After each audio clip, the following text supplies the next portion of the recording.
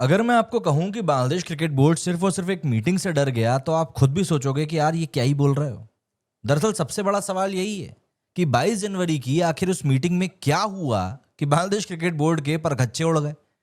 दरअसल 21 जनवरी को आईसीसी इस बात को क्लियर कर चुका था कि मैच तो इंडिया में ही होंगे, वेन्यू तो नहीं बदला जाएगा। इसके अगले ही दिन बांग्लादेश क्रिकेट बोर्ड ने एक हाई लेवल मीटिंग बुलाई। सरकार थी, बोर्ड के मेंबर्स थे और खिलाड़ी थे। कागज पर ये एक कंसल्टेटिव मीटिंग लग रही थी, लेकिन असल में ये एक प्रेशर चैम्बर था जो क्रिएट किया जा रहा था खिलाड़ियों के लिए। सबसे बड़ी बात ये अब समझिए कि मीटिंग में आखिर बोल कौन रहा था। जो सोर्सेज की तरफ से बात निकल कर सामने आई है, इस मीटिंग में सबसे ज्यादा आवाज थी खेल सलाहकार आसिफ नजरुल की। वही आसिफ नजरुल जिनको कि हटाने के लिए अभी कुछ दिनों पहले बांग्लादेश के खिलाड़ियों ने प्रोटेस्ट कर दिया था और बांग्लादेश प्रीमियर लीग के जो उस दिन के दोनों मैचेस थे ना, उन दोनों मैचेस को अबैंडन करना पड़ा था। बांग्लादेश क्रिकेट बोर्ड के अध्यक्ष अमीनुल इस्लाम बुलबुल ज्यादातर समय चुप ही रहे, जिनको कि कायदे से बोलना चाहिए था। और यकीन मानिए, ये वही बुलबुल हैं जो बांग्लादेश क्रिकेट के पहले टेस्ट शतकवीर हैं, जो आईसीसी में सालों तक पावर सर्कल का हिस्सा रहे हैं। लेकिन इस मीटिंग में वो फैसला लेने वाली पोजीशन पर थे नहीं, बल्कि वो एक तरीके से बस डिलीवरी कर रहे थे कि भैया ये फैसला लिया गया, ये तुम लोग सुन लो। अपार्ट फ्रॉम दैट, खिलाड़ियों की चुप्पी ने भी काफी सवाल खड़े कर दिए। इन सबसे डरावनी चीज यही थी, जो सीनियर खिलाड़ी थे वो सबके सब शांत रहे। चाहे आप लिटन दास की बात कर लीजिए, शांतो की बात कर लीजिए, सबके सब शांत रहे।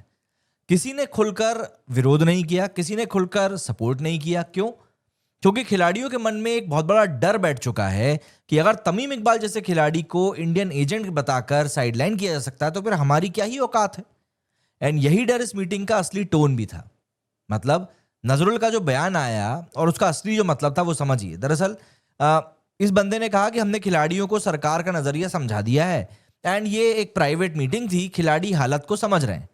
ये बयान साफ तौर पर सिग्नल करता है कि ये प्लेयर्स का डिसीजन नहीं था, बल्कि ये एक्सप्लेन्ड डिसीजन था कि भैया बता दिया है हमने। मतलब फैसला पहले से तय था, खिलाड़ियों को बस बताया गया था कि भाई ऐसा ऐसा है। बुलबुल की मायूसी भी यहां पर समझिए जो साफ तौर पर दिख रही थी।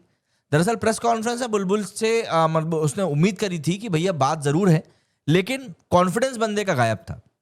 और यही बांग्लादेश क्रिकेट के इतिहास में एक कड़वा रिकॉर्ड जुड़ गया है। मतलब बुलबुल शायद पहले बीसीबी अध्यक्ष होंगे जिनके कार्यकाल में बांग्लादेश किसी आईसीसी ग्लोबल टूर्नामेंट से खुद बाहर हो रहा है। ये दाग सिर्फ प्रशासनिक नहीं है, बल्कि ये लेगेसी के ऊपर भी एक बहुत बड़ा दाग है। और ये खिलाड़ी समझ सकता है, कोई पॉलिटिकल लीडर इस्लाम टाइप का नहीं। आईसीसी में बांग्लादेश क्यों अकेला पड़ गया ये भी समझिए। दरअसल बांग्लादेश को आईसीसी में कोई सपोर्ट नहीं मिला। 14 देशों ने उसके प्रस्ताव के खिलाफ जाकर वोट किया। साथ में सिर्फ पाकिस्तान था, ना आईसीसी बोर्ड, ना श्रीलंका क्रिकेट।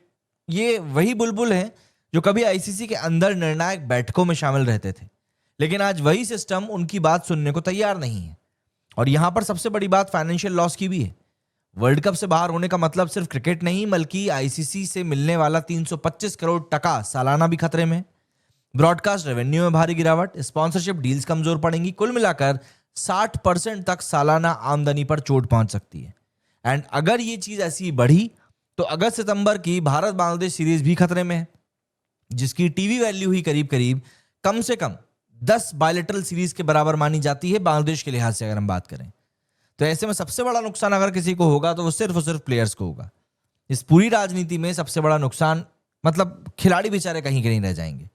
लिटन दास जैसे क्रिकेटर जिनके लिए ये शायद आखिरी बड़ा आईसीसी इवेंट था, सरकार मैच फीस भर देगी, बोर्ड मुआवजा भी शायद दे देगा, लेकिन इंटरनेशनल खिलाड़ी के लिए पैसा नहीं बल्कि एक स्टेज मायने रखता है जो शायद उनसे छिन गया है। इसके अलावा सोशल मीडिया पर बांग्लादेश की राय भी बटी हुई है। कुछ लोग कहते हैं कि मुस्तफिजुर रहमान को केकेआर से हटाना गलत था एंड भारत ना जाना सही फैसला है। लेकिन दिलचस्प बात यह है कि बीएनपी इसके ऊपर चुप है, क्योंकि उनको पता है कि जनभावना भारत के खिलाफ झुकी हुई है और चुनाव से पहले न्यूट्रल रहना ज्यादा सेफ है। तो आखिरी में क्या यह फैसला सेफ था, या फिर पॉलिटिकल सिनेरियो के कारण हुआ, या फिर कोई डर था?